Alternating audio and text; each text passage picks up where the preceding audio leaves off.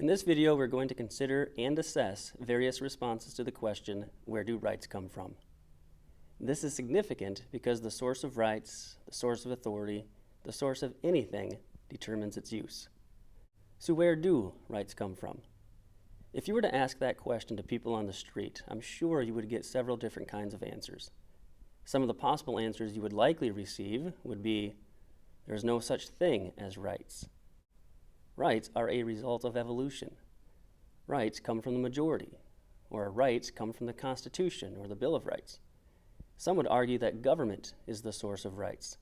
Some might say that rights are inherent, that we have rights by simply being human, by being rational beings. Yet others would argue that God is the source of our rights.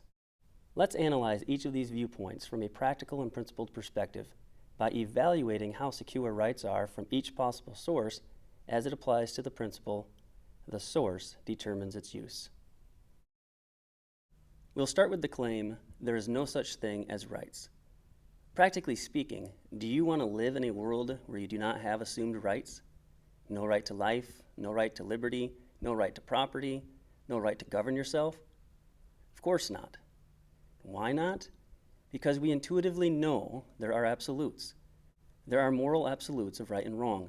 The concept of rights is consistent with the concept of moral absolutes. If we have no rights, then why is it wrong to murder and steal? We know we have a right to life because murder is always morally wrong. We know we have a right to property because theft, too, is always morally wrong.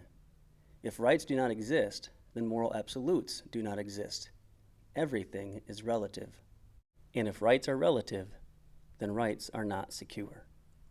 This is similar to the view that our rights come from evolution or are the result of evolution. How we view our rights depends on where we think these rights come from, and our view of the source of rights depends entirely on our view of the origin of man. If we evolved by accident, and if we are the result of natural selection, survival of the fittest, then we have no absolute, inalienable rights. Each individual has only those privileges that can be obtained through cunning force or the charity of others. Without a creator, rights and liberties become relative to the situation. They are not secure. Next, let's look at the claim that the majority is the source of our rights. If the majority is the source of our rights, then based on the understanding that the source determines the use, the majority can take them away. There is absolutely no protection for the minority. Also, in such a situation, rights can change because the majority opinion on various things changes over time. And so rights are clearly not secure, not for the minority and not for the long term. Now, let's look at the claim that the Constitution and the Bill of Rights is the source of our rights. First off, the Constitution never claims or states to be the source of our rights. It simply just lists some of the rights that we have, and then even acknowledges that more rights exist by including the Ninth Amendment. Furthermore, claiming that the Constitution and the Bill of Rights is the source of our rights is dangerous. The amendment process included in the Constitution means that the Constitution can change. As a matter of fact, it has changed 27 times already. It is even plausible to repeal the First Amendment. If someone were to introduce an amendment to repeal the First Amendment and it were to pass, you would lose your right to religion, press, speech, to petition the government, and to peaceably assemble. In addition to the amendment process, differences in interpretation is a danger to individual rights. All it takes is 5 of those judges on the Supreme Court to interpret the Constitution in a particular way, and your rights are either diminished or gone. Now, certainly the Constitution as a source of our rights is more secure than evolution and the majority, but they are clearly still not absolute or secure. The Constitution can change, therefore your rights can change, or even be taken away. Some claim that rights are inherent, that they are the natural result of being born human, that one's humanity, the ability to reason, to be rational, is why one has rights. This view is effective in limiting government and containing it to its proper role, especially compared to the previous sources of rights we've already discussed. However, it does contain a philosophical flaw.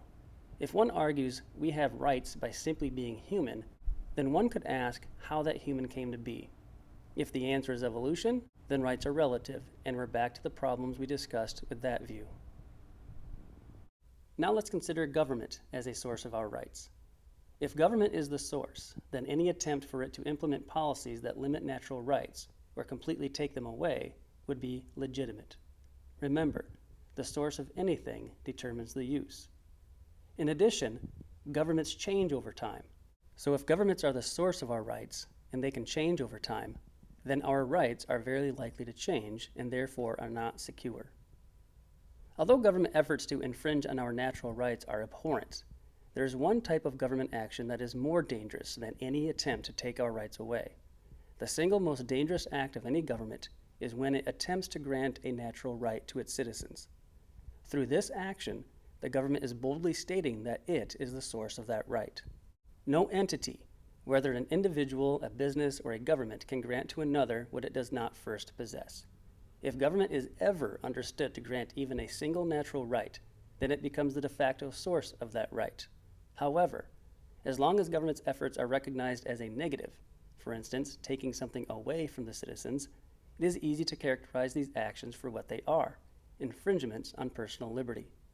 But when government meddling with our liberties is packaged as a positive, i.e., giving something to the people, it becomes a far less obvious, yet more dangerous hidden treachery. Government's actions are no longer perceived as an infringement and are now a gift that, if accepted, will eventually undermine all rights. The only reasonable and logical perspective as to the source of natural rights, one where they are absolute and the most secure, is God. All other sources deny any absolutes, and if there is no absolute standard of right and wrong, there can be no absolute rights, and thus no liberty. Furthermore, if there is no inherent morality, then we cannot say that any particular method of government or social organization is ethically right or wrong. Everything becomes relative. If government and not God is the source of even one of our natural rights, then we surrender the fundamental principle upon which our system of government was established. We concede that our freedoms are not God-granted, and we are beholden to the government for every good thing. Government becomes the alpha and omega of our existence.